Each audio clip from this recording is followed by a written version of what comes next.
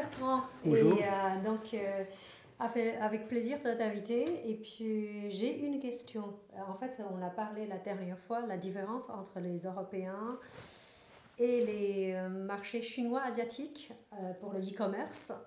Donc cette fois, on va dire plutôt quelle est la différence vraiment entre deux géants e-commerce, Alibaba et Amazon.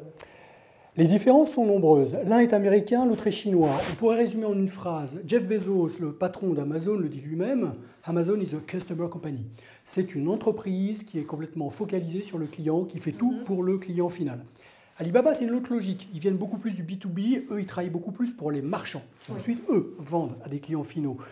Donc finalement, si on revient un petit peu à l'histoire et à la naissance d'Alibaba, il faut absolument constater une chose, c'est que la maturité du commerce traditionnel en Chine était plutôt basse à l'époque où Alibaba est apparu. Et Alibaba, finalement, a outillé le commerce traditionnel avec de nouveaux outils qui étaient de l'informatique nouvelle génération, c'est-à-dire de l'Internet, et a permis d'embarquer avec lui, en fait, tout un écosystème qui existait en Chine, qui est finalement le commerce de détail chinois. Ce qui n'est pas du tout le cas d'Amazon, qui lui a été dans une logique de disruption. Amazon est arrivé sur un marché, le marché américain, qui lui était le plus mûr du monde en termes de commerce de détail, et il est rentré en conflit littéralement avec eux. Et aujourd'hui, d'ailleurs, il y a un conflit très fort entre Walmart, l'acteur historique, et Amazon. Et on a clairement deux mondes, le monde du e-commerce et le monde des acteurs traditionnels. Ils essayent l'un et l'autre de se rejoindre.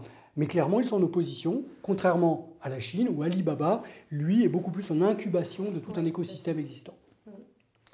Alors, donc, pour quelle raison tu nous avais parlé de Alibaba va gagner le marché européen?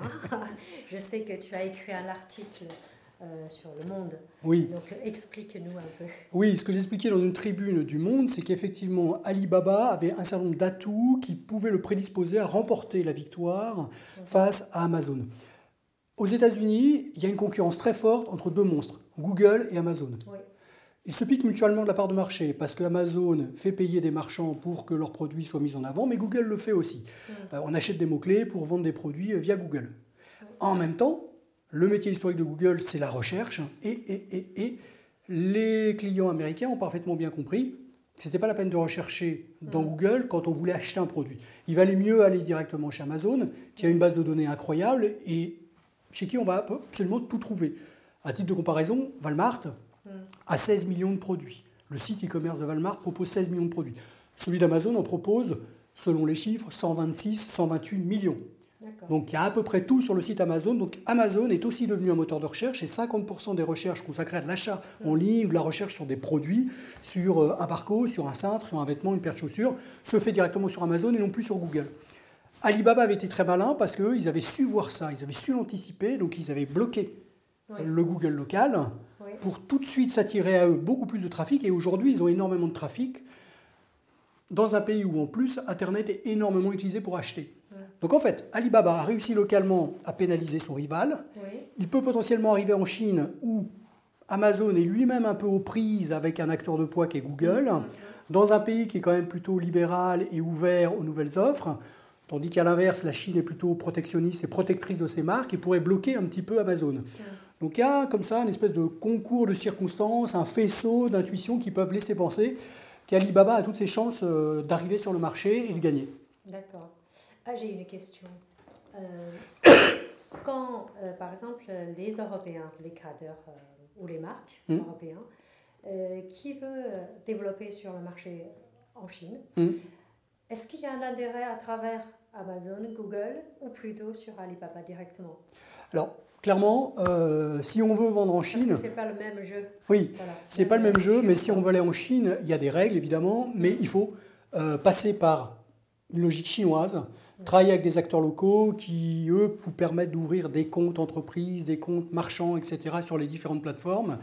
Mais il faut aller directement sur ces plateformes-là, qui en plus sur le marché domestique sont les plus à même de vendre beaucoup, contrairement à des Amazon et des Google qui, eux, ont de la peine aujourd'hui à toucher le marché chinois. D'accord. Bon, bah, c'est très bon pour ça.